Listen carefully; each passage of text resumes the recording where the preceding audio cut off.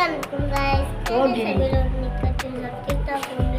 तो मैंने आपको बताना था आज है ईद का पहला दिन है। तो आप सबको भी मेरे तरफ से ईद मुबारक। तो आप लोग मैं भी नाश्ता करने लगी हूँ। तो ये देखें गाइस,